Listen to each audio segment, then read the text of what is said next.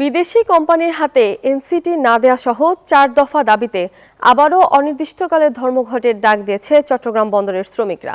তারা জানান সকাল ৮টা থেকে শুরু হবে এই কর্মসূচি। গত ৬ দিন অচল থাকার পর চট্টগ্রাম সমুদ্র বন্দরে শুক্রবার থেকে কর্মচাঞ্চল্য ফেরে। তবে একদিনের ব্যবধানে আবারও দেয়া হলো লাগাতার ধর্মঘটের ডাক। ব্যবসায়ীদের দাবি বন্দর অচল না করে আলোচনার মাধ্যমে সমস্যার সমাধান করার।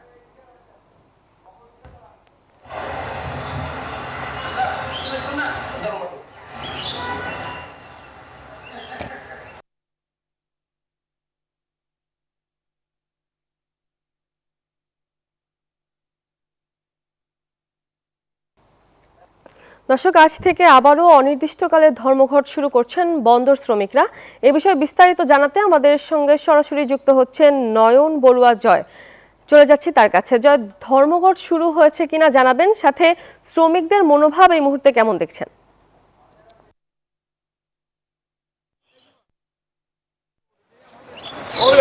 ধন্যবাদ আপনাকে। চট্টগ্রাম বন্দরে আজকে থেকে কিন্তু সকাল ৮টা থেকে আমরা দেখলাম অনির্দিষ্টকালের জন্য যে ধর্মঘট ডাক দিয়েছে শ্রমিকরা। তো সকাল থেকে কোনো পণ্য উঠানামা হয়নি বলে আমরা জানতে পেরেছি। বন্দরের ভেতরে যে কার্যক্রমগুলো চলছে সেদিকে যেমনটা আছে তেমনিভাবে কিন্তু বন্দরের বাইরে আমরা ৪ নম্বর যে এখানে প্রবেশ পথে আছি জেটির মুখে। তো এখানে কিন্তু প্রশাসনের যে তৎপরতা আমরা দেখতে পাচ্ছি, আইনশৃঙ্খলা বাহিনী খুব সতর্ক অবস্থান রয়েছে।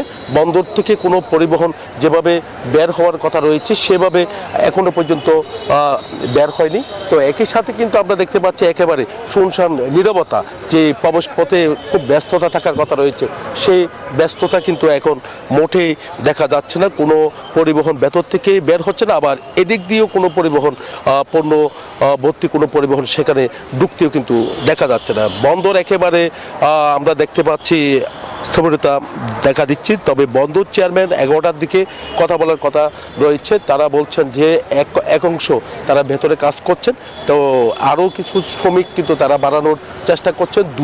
দুই শ্রমিককে কালকে রাতে ডিবি পরিচয়ে তাদেরকে তুলে নেওয়া হয় এমন অভিযোগও কিন্তু তারা করেছেন। তো সামনে বলা যায় এখন বন্দর আবার অনির্দিষ্টকালের জন্য বন্দরের তাদের যে কার্যক্রম সেই কার্যক্রম একেবারে শ্রমিকরা তারা বলছে তাদের যে দাবি বিদেশিদের হাতে কোনো এনসিটি সহ কোনো স্থাপনা দেওয়া যাবে না, তার কারণে কিন্তু তারা অনির্দিষ্টকালের যে ধর্মঘট সেই ধর্মঘট পালন করছে বলে আমাদেরকে জানিয়েছেন। এই ছিল আমার এখানকার সর্বশেষ। ফিরে যাচ্ছে স্টুডিওতে আপনার কাছে।